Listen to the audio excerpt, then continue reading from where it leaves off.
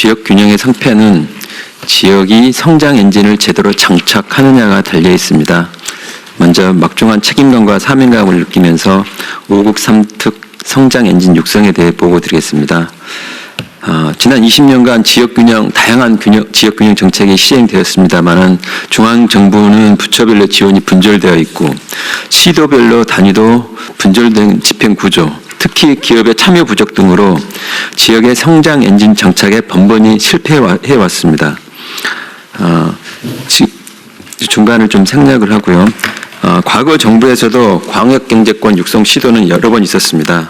하지만 중앙정부가 주도하면서 지역의 협력을 얻지 못했다거나 권역 내 지자체 간 합의를 이끌어내는 데 큰 어려움을 겪었습니다.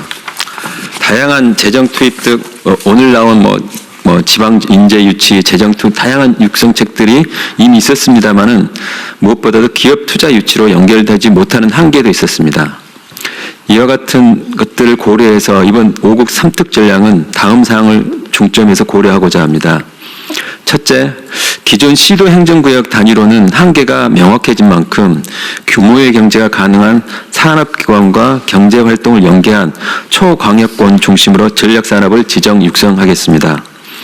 둘째, 실질적 성과가 창출될 수 있도록 일단 지역의 자율성을 발휘하고 특히 민간 기업이 적극 참여하는 거버넌스를 구축 운영하겠습니다.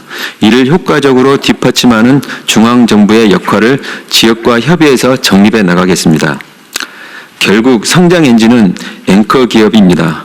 앵커 기업의 투자와 투자 선순환을 이끌어낼 수 있는 효과적인 민관협약 프로젝트를 발굴하는 것이 관건입니다. 이를 위해 전략산업 분야 핵심 기업의 투자에 초점을 둔 중앙지자체 패키지 지원을 마련하겠습니다. 다음 성장 엔진 선정과 육성 계획입니다. 향후 5국 3특 권역별 성장 엔진은 국가 산업 전략과 지역 여건 등을 균형 있게 고려하고 중앙과 지자체 간 협의에 기반하여 권역별로 2, 3개 내로 선정하여 운영할 계획입니다.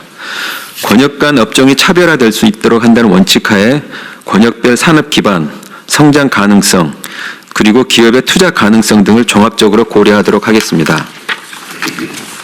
성장 엔진을 선정하고 이해하는 과정에서 중앙, 지자체, 기업, 지역의 혁신 주체 간에 유기적으로 협력하겠습니다. 중앙과 지방정부가 함께 권역별로 성장 엔진을 선정해서 기업의 투자 계획, 중앙과 지방의 지원 계획을 수립한 다음 지방시대위원회의 종합적인 의결을 거쳐 최종 확정할 예정입니다. 확정된 계획이 계획에 머무르지 않도록 권역별로 중앙, 지방정부와 기업, 대학 등 민간이 함께 참여하는 가칭 초광역 특별협약을 체결하여 실행력을 강화하고자 합니다. 오늘 기재부, 교육부, 국토부 등이 발표한 내용들을 종합하여 규제 완화, 혁신 지원, 금융, 청년 인재 양성, 재정 등 5종 세트 중심의 범부처 종합 지원 패키지를 마련하여 정책의 시너지를 극대화하겠습니다. 가칭 범정부 초광역 추진 협의체를 통해 부처 간 패키지 지원책을 조정하고 이행 현황을 점검하고 특히 지원 수단들이 부처 간에 분절적이지 않고 성장 엔진 육성에 맞춤형으로 적기 활용될 수 있도록 실질적인 운영 방안도 마련하겠습니다. 현재 마련되고 있는 지원 패키지 안들은 그동안에 나와 있는 다양한 내용들 현재 의견 수렴 중에 있으며 그 내용들을 바탕으로 최종적으로 정합 마련토록 하겠습니다. 이상입니다. 네, 사실 산업부 역할이 제일 중요하죠. 네. 구체적으로 네. 지방에 기업이 있어야지 뭐. 맞습니다. 네.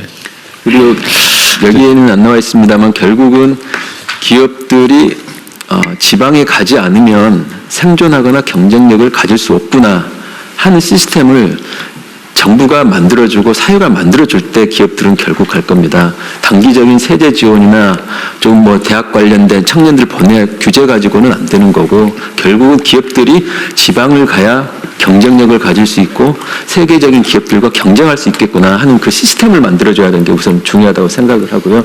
그걸 우리 정부가 만들어낼 수 있는 역량을 갖추느냐. 중앙정부, 지방정부, 그 각 지역의 혁신 주체들이 그걸 해낼 때 결국은 이게 성공을 하는 거지. 네. 저는 그렇지 않으면은 또 한 번의 시도에 불과할 것 같아서 그런 어떤 막중한 책임감 그걸 절절하게 느끼면서 한번 시도를 해보겠습니다. 그러니까요. 이게 이제 객관적인 합리성이 중요한데 지금 예를 들면 우리나라의 수도권에 있으면 땅값도 비싸지, 예를 들면 일단 비용도 많이 들지, 물가도 비싸지. 하여튼 이게 국제 경쟁력에 사실은 마이너스 요인이잖아요, 그죠?